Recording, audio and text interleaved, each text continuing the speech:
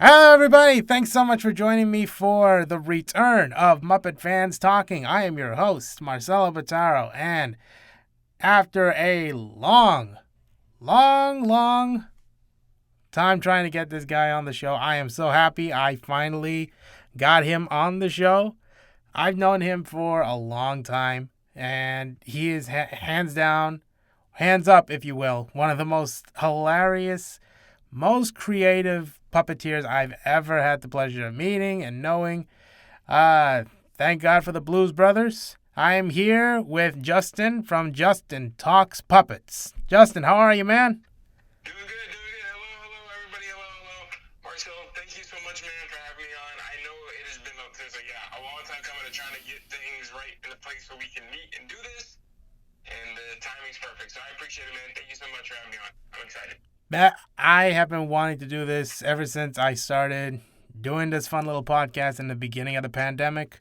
And I am just beyond happy to finally get you on the show. I mean, I reached out to you asking you, hey, do you want to be involved in this podcast where, I interview you and you talk about what we sit down and talk about, the Muppets and what got you into puppetry and all that. And I'm just beyond happy to finally get the chance to do that and also talk about how you went about creating your characters, a bunch of the characters that Justin has. One of my favorites, Sam Ham, who I've known since high school, Blooob, the alien, Lil Baby Bur, many others, but one that has always been a favorite of mine since he brought it in 2020, Pann Pann, the panda bear. But we're going to talk to all those guys just a little bit later in the show. But Justin, again, thanks so much for joining me today on the podcast Muppet Fans Talking. No problem, man. No problem, of course. And so let's jump into it. I'm ready. Let's jump into it. All right. So first things first, before anything else, you have a whole bunch of new videos up on your YouTube channel. So, and you just released one prior to this recording for Halloween. What other videos are you currently working on right now with your characters? It's a great question, man. Always something new.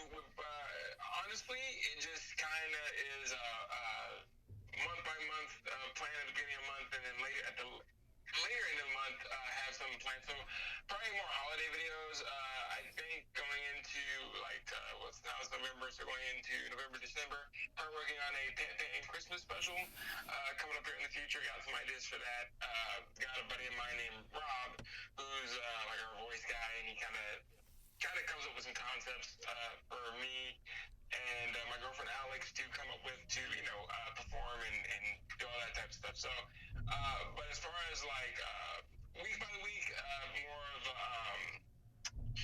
like puppet history type of videos, Blue reacting to crazy horror videos and stuff like that. So yeah, just kind of bits and pieces of things. But as far as bigger videos, would be more like holiday skit videos. So Christmas, maybe a New Year's one.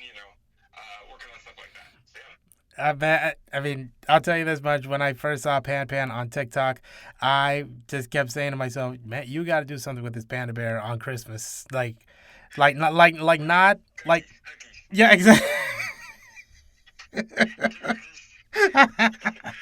appreciate it, man. Thank you. And Marcel, you've been my biggest supporter, man, of rocking with me through this whole thing of this crazy panda loving cookies. I know it's a happy accident in a way. So. It is. I was gonna save this for later, but ever since I saw Pann Pann and the way that you created the character, I just loved him. I loved how hilarious he is. I love his obsession with cookies. And truth be told, I've managed to because I can replicate voices so well, I've Right. I've told all of my dear friends all about Pann Pann and doing the Oh, voice. thank you, man. And they I appreciate that, man.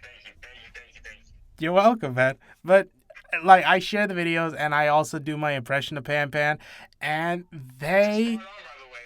Spot on. So if I happen to just go away somewhere and I leave the character, it's probably gonna be to you, and then you'll just take it over, and I'll be if that's something you'd be interested in. But, yeah. I mean, I'll just stick with doing the impression just for kicks and giggles. But you know, again, love the character, and I can't wait to see more of this I fun. appreciate it, man. Yeah. Yeah, no, yeah, it's like I said, it's a happy accident.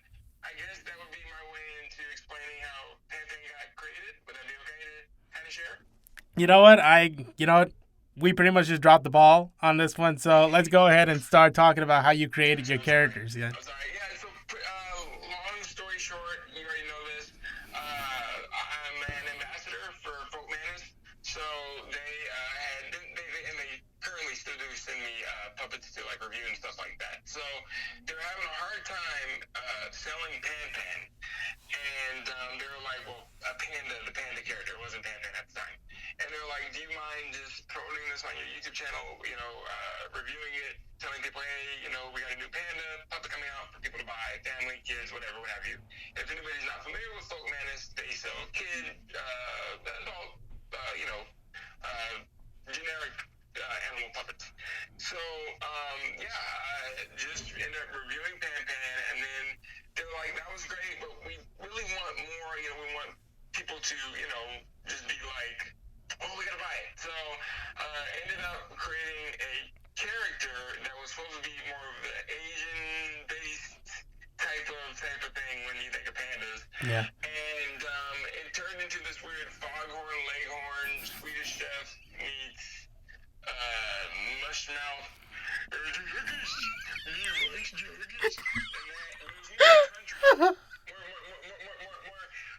More country based than anything.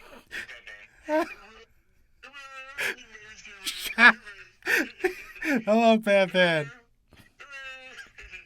So that's what happened, and then from there, the first video we did was him fighting Santa Claus, telling a story about what happened on Christmas Eve, and then he's like, hold the money, Santa pointed and took my hookers, and then for some reason that just snowballed into him loving cookies and him fighting people over cookies, and the rest, as they say, I guess, is history. I will say this to all the fictional universes out there: hide your cookies, because if you hide your because if you don't, this panda will show up wherever you are. He'll find you. He'll find you. that Yeah. that like I said, Pan Pan, he's such a character. Like in the beginning, I noticed that that Pan Pan did evolve in a different form, because he did because he wasn't childlike back when you first created him. And then as you continued on to create more of the essence of who Pan Pan is, he's just a lovable kid. He's just a lovable child, but tends to travel through the universe because people have cookies and they're like, no, those belong to me. Like, they don't. And and people always ask me, how does he have a remote? He just, like you said, in that universe, he's able to travel in anywhere and pop up. I think it's the fun of it. That's the fun part I have of it, because, you know this, by us performing characters, you just get to be goofy and have fun with whatever you're doing. And the great thing about him is interacting with these other fictional characters. It's cool because to see what he's gonna do. Is he gonna bounce off them? Is he gonna try to be friends with them? Is he gonna try to threaten them with his feet? Is he going, try to negotiate? I think that's always the fun part, of any character. And you're right. He was meant to be, more. Yeah, he went kid like. I don't know what happened. It fell into that. Yeah, I mean it definitely fits more to his character, because now looking at him, he is more childlike, and he did change a lot from the very beginning. And Yeah, true. No, definitely. Yeah. And that even in itself was by accident, because I think just over time, I don't know, that, like I said, that I don't even call it country, that twang just kind of went away, and it became more, not purposely Patrick-esque of SpongeBob, but kind of that, that type of thing. So, right. So and then, So we got the origins of Pann Pann. Now, of course, I've been following Sam Ham for many years. You, me, me, and Sam all being big Blues Brothers fans. How did you come up with Sam and a whole bunch and the other So characters? yeah. Sam, another one where that was not really more of an accident. And Sam was more me really trying to, just find a character, jumping into this world of puppetry and creating my own thing. Like we all try to, find our way. Becoming a fan of Muppets from like a really young age. Falling in love for some reason with those background Muppet pig characters. I don't know if you were on the Muppet Show. A lot of those like weird Yeah, yeah, weird, scenes and things like that of just those pigs. So my dad, he helps me build my puppets. He's this guy who can work with his hands and make things, appear. So, very, crafty. So, but yeah, no, so I had this idea. I was like, I would like my own Muppet pig, but not being, exactly like those Muppet pigs. And yeah. I was like, he should be a pig he's more, he acts human, so kind of like a Kermit the Frog. Loves movies and things like that. And, it became me, but just an animated version of me through a pig, if that makes sense. Of course, of course. I mean, and like I said, I've been following Sam since the very beginning. I mean, I think I started doing like little videos when I was in high school, and coming across you and Jaden LeBron and my other friends, Alex Sebastiano, uh, all those guys from YouTube. Uh, I mean, there was one I remembered. Sam, he went to IKEA and he was like shopping around for something. I don't know what it was, but Sam, he was like, yeah, yeah. So Sam, he will always be my soul brother. Now, Blooob and Lil Baby Bur, I appreciate it. yeah.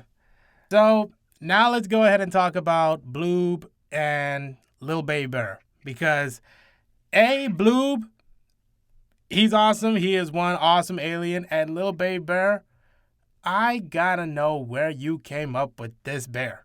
I gotta know. Thank you, man. No, okay, so Blooob was a combination of a couple of my mom's brothers and my uncles. They're very speak from their, whatever's on top of on their mind, they just speak it with no filter. So Blooob is like this wisecracking alien that just, says what's on his mind. Doesn't, say anything too vulgar, but says what's on his mind. So that's where Blooob kind of got started, and then from there, just really inspired, I would say, by Alf and a lot of Monsters Inc. type of humor comedy, and they were just weird, but it worked. Lil Baby Bur was more of watching Weird Science, if anyone's ever seen that movie. It's an 80s movie, I believe. And it stars Anthony Michael Hall and a couple other actors. It's like an 80s culture icon movie, where these two teenage boys end up creating this perfect lady through like a magazine or something like that. But in the movie, there's one scene where Anthony Michael Hall, I think they visit like a restaurant or whatever, and they kind of get all loopy and stuff on alcohol, and so he breaks into this like voice of like this older black man, and he's like, he don't even have his license, Lisa, and I was like, oh, that would be funny if that was a character. So, created this little Baby Bur like cub puppet. It was an old bear that I had lying around, made him into a puppet, and then did the whole get y'all getting noted, and then that whole thing started. So part of Weird Science with Anthony Michael Hall and then my little cousin Deshaun, he would always be like, man, that's crazy, man, Justin, you should, man. And then so I told myself, I'm gonna create a character art for you. That's okay. And he was like, oh yeah, I would love that. I would love it. So and that so on from there. So it was just a bit of family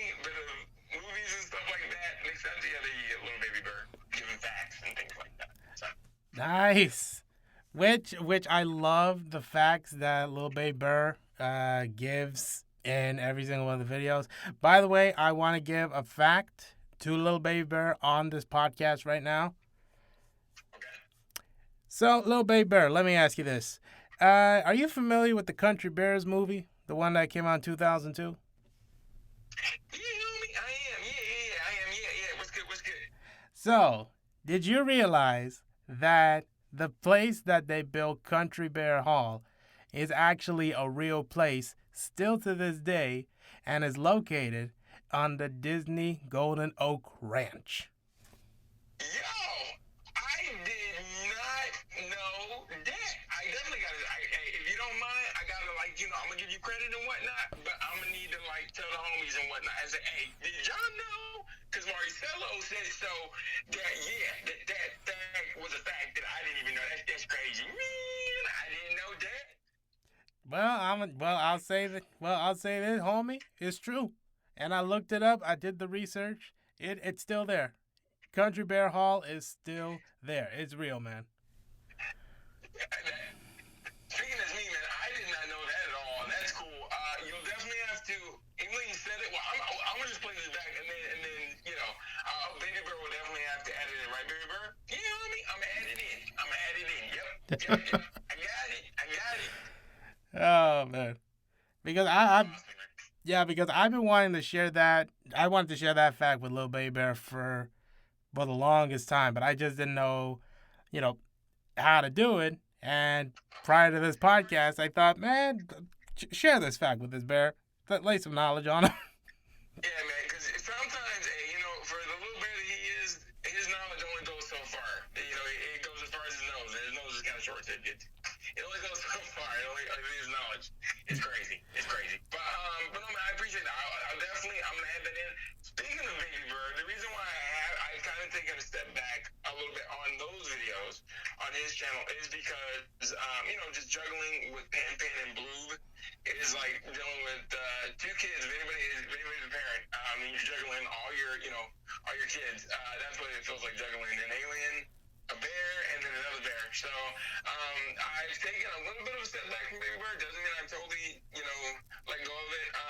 Always want to come back to it, but as right now, it's more Blooob and Pann Pann. But now that you told me that, Zach Marcelo, yep, that probably what will kick it back off of him doing more and more, facts and stuff like that. So I appreciate it, man. No worries, man. No worries.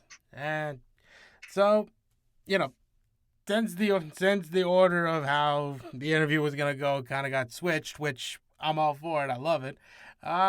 So we talked about your characters and how you went about creating them. But how about we go a little bit further back to how you first got involved in puppetry? Of course, you and I, big diehard Muppet fans, and Right. and so how did you first get involved in doing puppetry? Gotcha. Well, like I said, there's sometimes it's weird when I try to think back on certain moments of your life. You're like, well, was this it? Was that it? Was that it? Looking back on it for me, because the other day, and congratulations to everybody that worked on Brand Big Blue House 8 officially arriving on Disney Plus. And going back and watching some of those episodes on Disney Plus, I was like, dude, this is actually what got me intrigued into puppetry. I always thought it was, my dad taking me to Disneyland out in California, going to California Adventure, seeing the Muppet Vision 3D, and that sparking my love for it. It wasn't that. It was actually the watching Bear. So Bear, from a young age, being a little baby fetus, watching it, a little young kid watching it, I was intrigued. Just seeing Bear on the screen, Trilo, all them, and then going into Disney Muppet Vision, I was asking my dad, I didn't know, how does that work? I know they're puppets, or you told me that they were puppets, but how does this world work? I'm very curious about it. And then from there, going watching Playhouse Disney live on stage, and then from there just being more intrigued into the Muppets, Jim Henson history, and then going to the library, which I don't think a lot of people do anymore, but going there and buying the Jim Henson, I believe it's called How It Works, or These Are the Works book, and just falling in love with the whole world of puppetry. So that's kind of the No, yeah, of course. And I mean, granted, I never had the chance to see the Playhouse Disney live shows when I was a kid. I mean, I would always see commercials for them, and I thought, wow, seeing like seeing some of these cartoon shows as puppets, that actually has a much more uh, engaging effect. You know, not to say. I'm pretty sure you would have loved it because, like you said, not only was it while these cartoons are on the screen, but now they're in front of me and they're real. You know, um, they're real. So Exactly right, man. Like it just like puppets really do have that appeal that you know you could take like a cartoon show, turn it into a full 3D puppet, right, and there's like a real connection there. Like you wouldn't even be able to do that if it was like a real like 2D animated cartoon, you know. And right. and I'm And for you, man, what do you think is the difference between like because what they for California Adventure, and I'm kind of following lines of like what you're saying. They would have Roly Poly Oly, if you remember those shows. Stanley Bear. Well, not so yep. much Bear for us. I know at Disney World they would have Bear in like a parade, like a float parade. He would actually come out. But I felt like there was a difference when you would see them costume character wise, right? Giant Stanley coming out to greet you, walk around character, Yeah. versus the actual puppet on the stage. And which weird, my little kid brain, I knew there was like a difference. I had more connection with the puppet than I did I was excited for both. But, so for you, what do you think that is the difference there? Uh, Honestly, cartoons still make me laugh, no doubt. But Right, I don't know. There's just something about taking that cartoon and then turning it into a puppet that just right. makes it look and feel more real because there's a sense of believability right there. Right, right. Versus, yeah, like you said, oh, I can see it on screen. It makes me laugh. But like you said, you can actually, this is something you can, in real life, you can go up to and touch and hold and hug. And, I think that's where we all fall in love with the Muppets because not only could you see them on the screen, but then you can actually go up to them and have a conversation with Kermit and Miss Piggy, Fozzie, Gonzo, and, all Yeah, that. So, yeah, that's awesome. exactly. Exactly right, man. Now, all right, so we talked about the characters that you've created, talked about how you got started. Uh, this one I definitely want to ask. Uh, because we have there are hopefully some new up and coming people that want to try to to venture out into this world of puppets or making their own stuff online. Right, Uh, right, and I've been asked, what are some advice that you can give me on, you know, making puppets or studying them or how it works, and I've given like different advices left, right, and center. For everybody listening out there, what kind of advice would you give to anyone that wants to at least try and venture out into this world of puppetry, whether it would be, uh, you know, hopefully pursuing it as a career or doing right. it as a hobby, that sort of thing, when it comes to performing or building puppets and that sort of thing? What kind of advice would you give? I would say for starters, and I know this probably sounds cliche, but you have to have a love for it, passion for it. Yeah, and I'm all for people who trying to see what works best for you, but at the same time, make sure that like you and I, we have a love for it where we'll never get tired of it, right? Even if we did get tired of it, it keeps us, going. Yeah. I feel, and I'm pretty sure you feel the same way. So I think my advice is one, make sure that this is something that you love to do, even if you weren't getting paid for it, even if you weren't, touring with the Muppets and whatever. You could be in a corner somewhere of your own room in your house, and you would love just still wiggling the puppet around on your hand, being crazy, having fun. So make sure it's something that you do want to do, and that's with or without getting paid. But at the same time, make sure you create your own character as well. Like I feel like my introduction introduction into it was pretty different, with starting with a Gonzo replica, and then trying to find my way from there, which is not a bad thing, but eventually you got to move on to your own stuff. So I would definitely say be unique, be original, be you.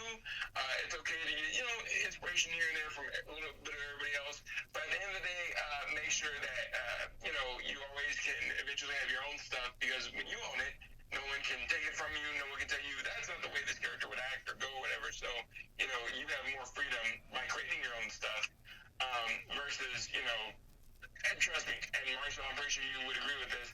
If any one of us today got a job or a call up to go perform with the Muppets or Sesame Street, we'd be like, "Hey, I'm there," right? I'm there to go join. But there's something about this freedom, about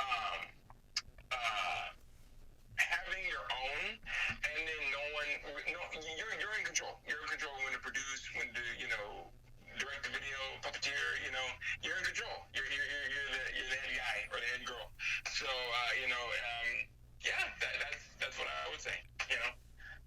As some advice, but definitely make sure that you have a passion for it and that you love doing it with or without getting paid. I know everybody's like, but I'm doing it because I want to make money. Yes, that's good, but that will eventually come along. From what I've learned, that eventually comes along in the end. So, yeah. No, yeah, man. Like, you nail on the head in everything that you said, especially about being unique, having your own style, having your own characters, definitely drawing inspiration from other places, which is always good, which is what all of us do when it comes to creating our own characters and stuff. And yeah, I mean, you just hit nail on the head on that one. Which, let me just say this, and for everybody else out there, everybody that has known me for years, knowing how much of a big Muppet fan that I am, and I have my own freedom creating my characters and doing my videos and stuff, and I will never stop. But if I got that call to say that says, "Hey, we want you to come down and work on Sesame Street as a puppet performer," I would be there in a heartbeat. Oh yeah, man. Yep. I have no doubt about it. And Marcel, if you don't mind me asking, man, since we're on this subject, do you personally, now being this long in the game of being a puppeteer and many other hats that you wear, which, man, it's amazing. You're a animator, director, producer, you do it all.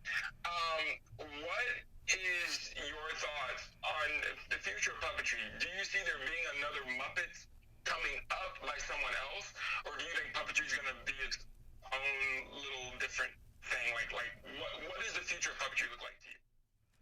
Well, first, let me just go ahead and say that I don't animate anymore. I actually stopped in 2020. No. It's fine. It's fine. But it is in your resume. It's in your resume. It's there. Yeah. It is, but sadly, I don't animate as much as I used to anymore. I still draw cartoons, so there's that. Honestly, I would, in the near future, I hope that there will be more Muppet movies out there, because, I mean, the Muppets, they had two great big theatrical releases, The Muppets in 2011 and Muppets Most Wanted in 2014, which is still a favorite of mine, both of them. And of course, they're doing they did that big special on Disney Plus, Muppet Haunted Mansion, which I loved. I absolutely loved it. It was awesome. Perfect. I mean, it was incredible the way that they turned almost all the Muppets into ghosts and bringing back classic characters. Like, I like when I saw Johnny Fiamma and Sal, I was beyond happy to see them again, especially considering the fact that Brian Henson got to perform again. That it really just made me happy seeing that.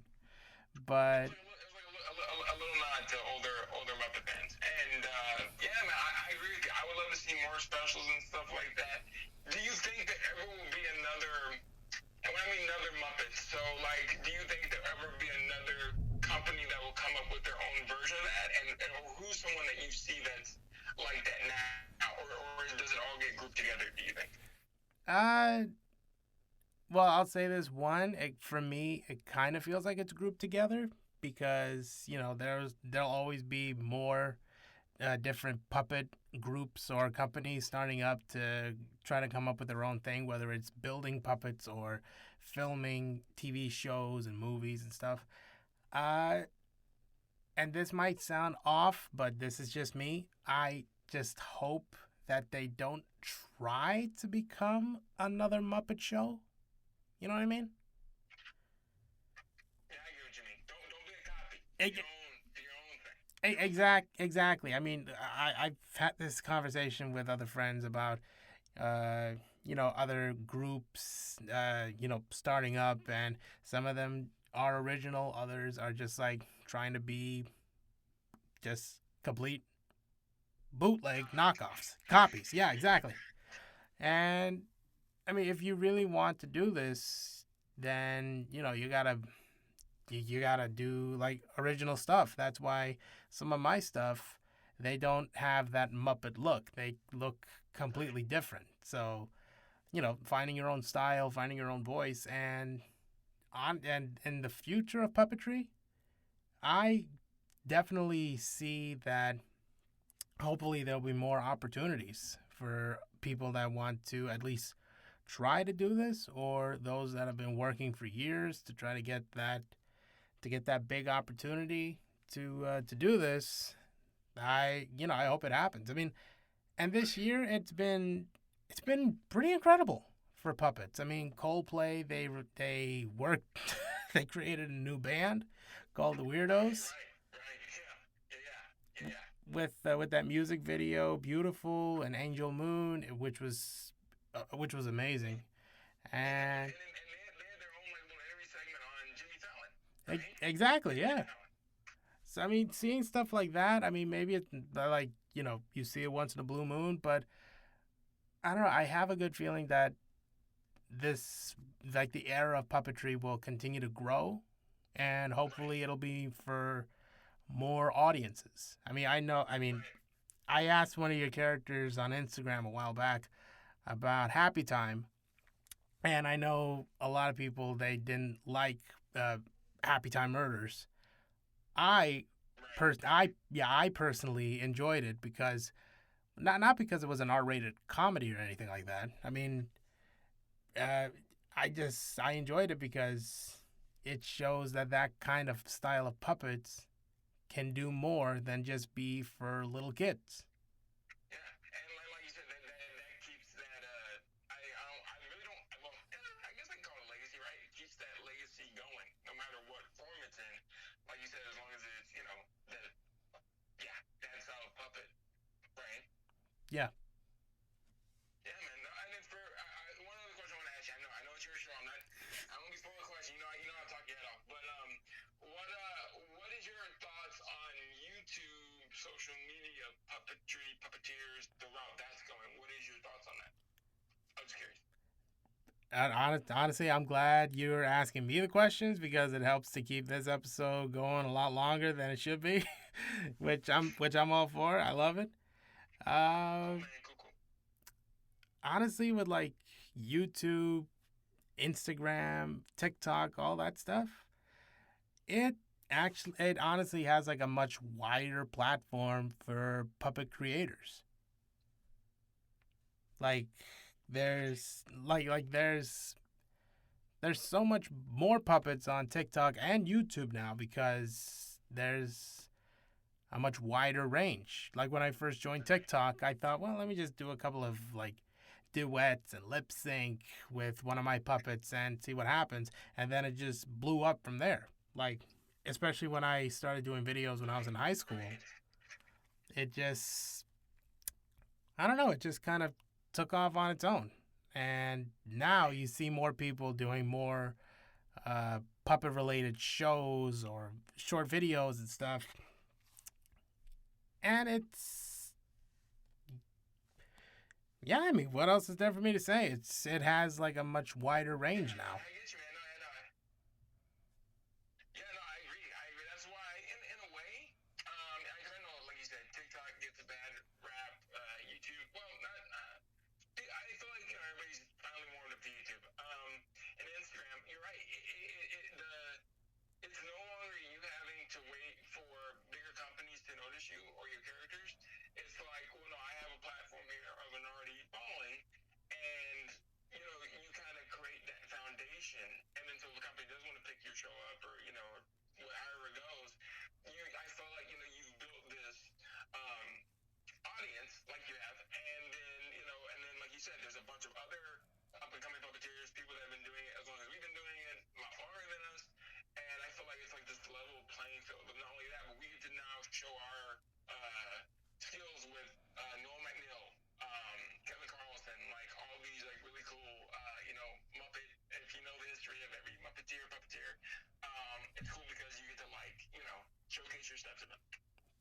Yeah, exactly, exactly. And thank God for workshops and events. If you're in the area of either California or New York, if you're lucky to at least go to one, you'll get to meet them and showcase what you're passionate about and why you love doing it. And Yeah. hopefully they'll, hope, fingers crossed, who knows, that they'll remember you later down the line. Yeah, And the weird thing, man, is the other, what was it, 2 weeks ago, I got contacted by Grant Pachoco, Toilet Tea Paper, Uncle Interloper, countless other stuff that he's done. Worked close with the Jamaican company yeah. on Puppet Up. He messaged me and said, "Hey, he told me who it was by name, but he said, yeah, we were because he works at Knott's Berry Farm out here in California for their Knott's Scary Farm, Berry Farm, Scary Farm, and they do the Puppet Up shows for the adults. So I guess they were in the break room in between shows and of like the Walter Knott Theater, and they were backstage, and he was talking to Patrick. Is it Bristow? Yeah, Bristow. Yeah, Patrick Bristow, who's the host of Puppet Up Uncensored.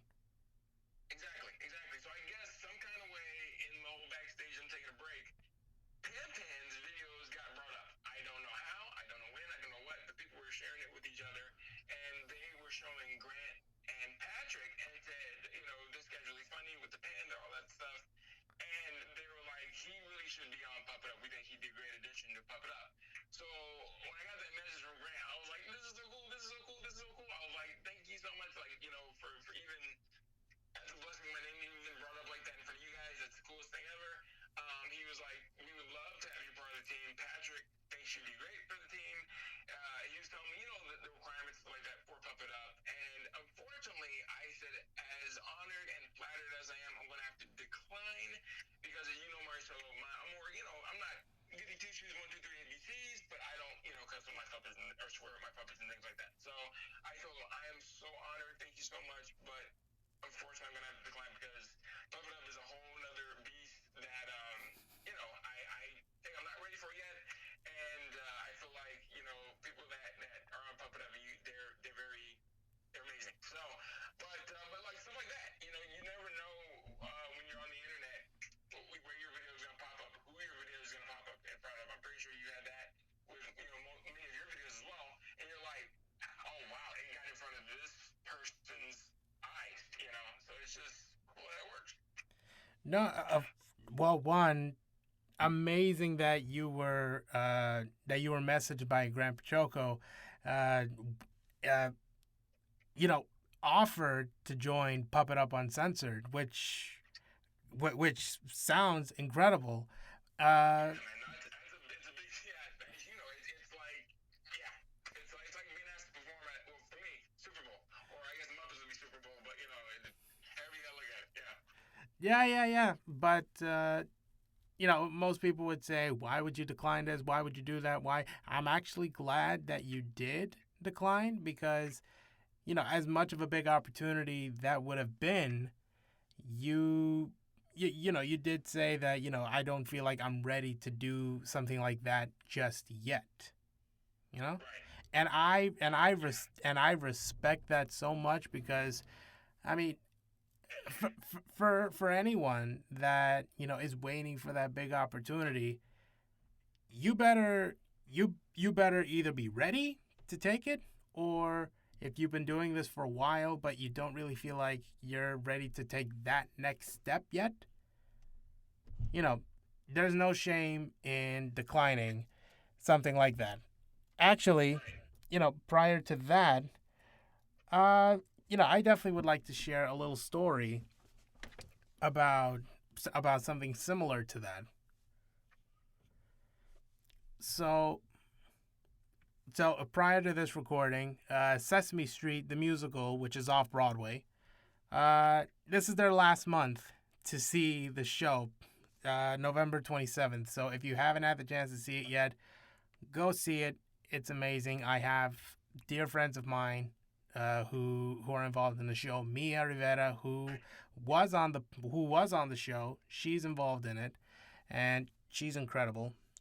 but the reason I bring it up is because over the summer when I was teaching puppetry at local schools, Right. I got an email offer from Rockefeller asking, "Hey, would you like to join Sesame Street the musical?" Now, Dude, yeah, that's awesome, dude. yeah, yeah. Like you said, another. Yeah. So what'd you say? What'd you say? Well, as much as I would have loved to have done something like that, and I've been doing this for a long time, I still didn't feel like I was ready to take that next step yet. So you're So, right. We're both in that same boat. Yep. Yep. yeah, so And I I don't blame you, man. No, same feeling.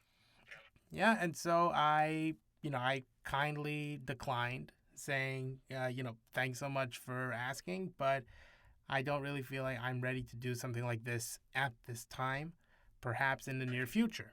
But then I went to go see the show. So much fun. Like, the songs are still unforgettable. The characters that they have on there are still so much fun to see, especially on a live theater show. The puppets Right. themselves, beautifully built. I mean, it was incredible, and a small portion of my head was going, man, why did you decline this, man? This, why?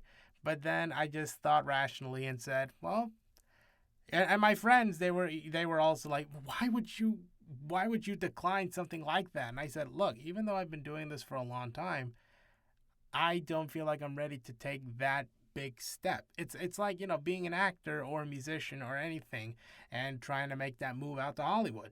It's like, Exactly. are you ready to take that sacrifice and move all the way out there and, hope and, you know, expect the unexpected? No. Right. I wasn't ready. Exactly. I wasn't ready for that.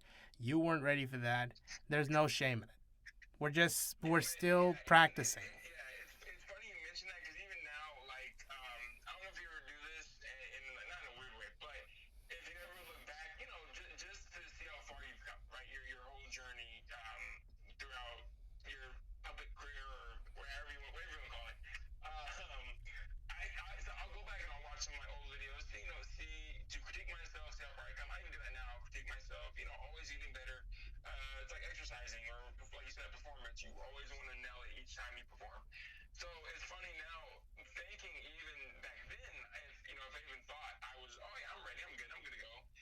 No, it's so bad. I'm like, I need to delete those videos, get rid of those videos off my YouTube channel. You know what I'm saying? So it kind of is cool that you can go back and look at yourself and go, you know what? Yeah, see, I wasn't, or I thought I was ready then, but I wasn't ready. I needed a little more time. I needed a little more training. I needed a little more perfecting of certain things. It's like being a cook. You can't rush a cake that you're trying to bake. If you want a good cake, you gotta, take your time. So, Exact. No, yeah. no. I'm with you on that, and that's exactly it. That's exactly how I feel. You can't rush a certain thing, and you gotta.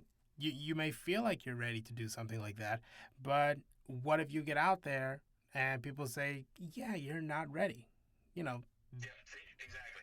And I feel like, and not trying to be this way, but we know ourselves, and I think you just know when you're ready versus when you're like, a little more time, like you said, and then kind of, and just from a little bit, I never had a lot of experience, but just a little experience of getting offers and stuff like that.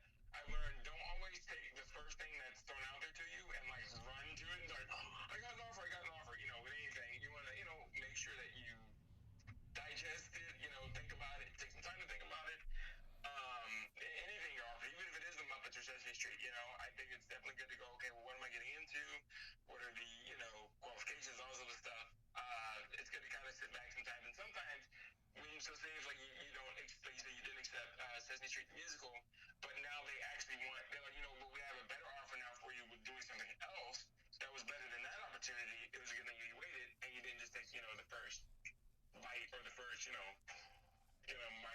precious of an opportunity. Yeah. You know. No. No. No. Absolutely. Like, for, wrapping up the big chunk of advice here, from both me and Justin's point of view. If you feel like you're ready, don't jump don't jump in head first yet. You know, just keep practicing, keep studying, just keep trying to better yourself as a performer, a puppeteer, a builder, what have you. And if you're ready to make that, and if you're ready to take that opportunity, then go for it and see what happens. I mean, but there's no shame in declining one offer like that, even if it would have been like a big game changer. You know. Agreed. Agreed. Agreed. All right, now I'm gonna throw two more things at you before we wrap up. Now, Cool. Cool. prior to this, being Muppet Fans Talking, and of course we've talked so much about the Muppets and some of the original Muppet performers. Let me ask about your favorite non-Henson puppet characters. So, of course, this style of puppetry has been around forever, and there have been many different types of puppets that are not Muppets. And you've shared a few on some of your videos, but I definitely would like to know, who are some of your favorite non-Henson Muppet puppet characters? Right. I'm gonna have to start because you mentioned even the recent video that I did. Timmy the Tooth. Growing up a little bit, watching that on VHS and stuff like that. That was always a favorite show of mine. If anybody knows that, if you don't, please go. I believe it's streaming on. Is it Peacock? Go out there and definitely Google it, and you will find it, or TikTok it, you'll find it. Timmy the Tooth is another good one. One, this is gonna be weird that I actually like when they were on YouTube. I loved all their content, and I'm sad that they're gone now. But Glove and Boots was also another favorite of mine. I know that it's kind of more YouTube, social media, but yeah, no, I love the Glove and Boots content. That was hilarious. Another one, growing up, which it might have been since I could be wrong with this, and Marcel, I'm pretty sure you'll correct me if I'm wrong. Puzzle Place Henson as well? I don't think so. I don't think Puzzle Place was a Henson show per se, but I do know that some of the original Muppet performers were on the show. Got you. Yeah, that, Blues Room, I know I'm kind of just throwing them out here, but just was popping in my brain from childhood. Yeah, there's just like in my brain, there's like a ton of like even it's weird. Like for me, if you remember those old school pets.com commercials from the 90s of the sock puppet dog, don't ask me why that's like a thing that pops in my brain, but that's like another awesome little. I have like these weird like favorite puppet like characters that stick out in my brain. So that's one. Another one is like I think in 2012, 11-ish, there was a Ford Focus commercial little thing that Ford was doing with Doug, the Ford Focus puppet. He's orange, and Yeah. if you go on YouTube, those were awesome. So yeah, I don't know, stuff like that. That's like rare, and mainly are in commercials are my favorite, and then maybe like little series that, like you said, weren't Henson related.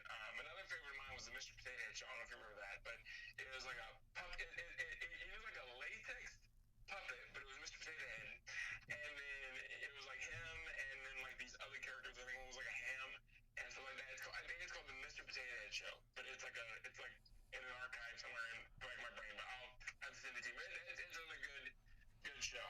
So. Yeah, you definitely got to send me the link because this is the first I've ever hearing of that.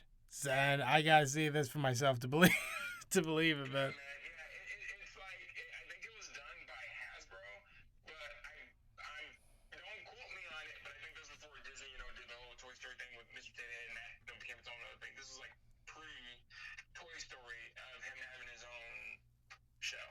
So, a puppet. wow. All right. No, yeah. Definitely send me the links to that, and I'll check them out whenever I can. So, Cool. all right, now close to wrapping up this episode. Now, as many of us know, the Muppets have really helped us out throughout a lot of things. Whether it's getting a good laugh or relating to a character and get uh, or if you're going through tough times and you're really down and stuff, you just turn on a Muppet show, and they just make you feel good. They really make you you know forget about your worries for a little bit of time, and you get to smile and you get to laugh. I asked this to every single person I've had on the show. What is your number one favorite moment from the Muppets that you remember? Oh, this one is gonna be interesting but easy. So Muppets from Space. Two of my favorite scenes from Muppets from Space are when Gonzo's dreaming and then he wakes up and he knocks Rizzo out of the window. And then I'm misquoting lines, so forgive me. I haven't watched in a while. But Gonzo's like, "Oh, is that my conscience or something like that, whatever?" And he's like, "No, maybe it's the rat hanging out of the window." And then just like that made me bust up laughing because as he's just and he's always getting jacked up by Gonzo, which I think is like the most funniest thing. And then another scene in that movie is when they, Pepe and Rizzo lie to Gonzo, and they're like, "Oh yeah, we're talking to you, we're your family talking to you," but they're talking to like a fan and like a little portable fan, and then he wakes up and he's like, "Must build jacuzzi," and I like when it cuts to the scene of like them in like at the party of building the jacuzzi, and then he's like, "You tell him, all right, thank you like a very donkey." Okay, that is my favorite line ever. I think those two scenes always get me, and they're the best. So that if you're ever having a sad day or a bad day, YouTube or stream, or if you still have VHS, Lord, you still have a DVD player in your house, just play Muppets from Space and you'll be fine. Yeah, you mean this particular scene, right?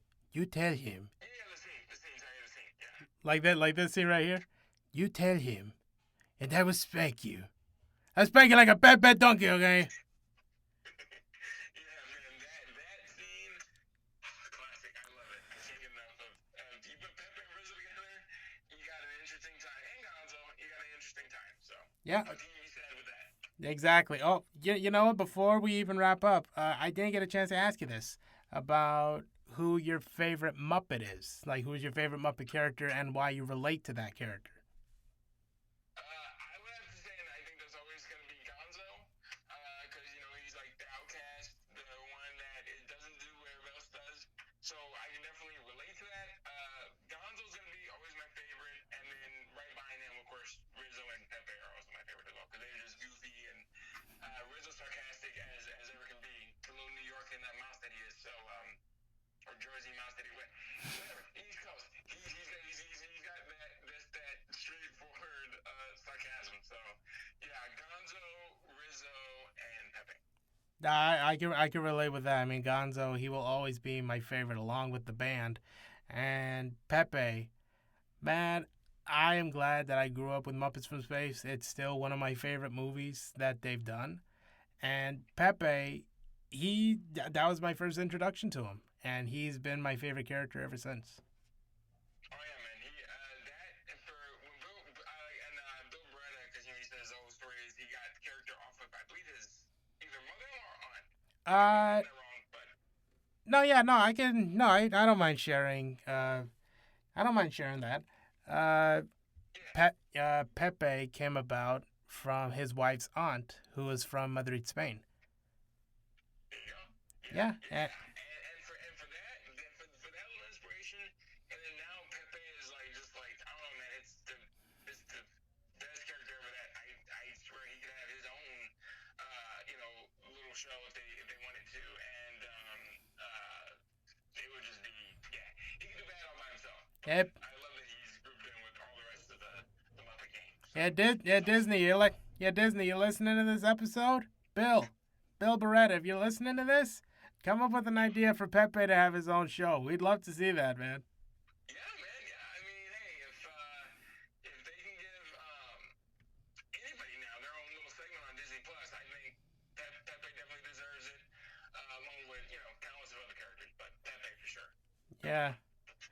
Well, ladies and gentlemen, we've actually come down to the end of another one. But before we go, Justin, if you wouldn't mind having some of your friends letting us know where we could find more of your content on the internet. If you don't mind, I'm going to start with Blooob. I can do Blooob. Got a Blooob in person here. Here we go. What is up, you crazy humans? It's your boy Blooob, and you can go check us out at Justin Talks Puppets on Instagram and TikTok and YouTube. All that. Yeah. All right, nice. Thank you so much, Blooob, and thank you all so much for listening to this episode of Muppet Fans Talking. Ladies and gentlemen, once again, my friend Justin, thank you so much for joining me today. And again, I've been waiting to do this episode for a long time, getting you on here, and I'm glad we finally got a chance to do it, man. So thank you so much, Justin. No, thank you so much, man. And please keep doing what you're doing, everybody out there. Please keep following what it is that you love to do. And yeah, man, this was a blast. Can't wait to do it again, hopefully in the future. That'd be cool. Oh, absolutely. I'm definitely going to bring you back in the near future. Well, everybody, thanks so much for listening in, and we'll see you next time on another episode of Muppet Fans Talking. Hey, wait, what's happening here? Jerkies? What? How did you get here? Jerkies? Where are my hookies? Did you get the free with that? See you next time.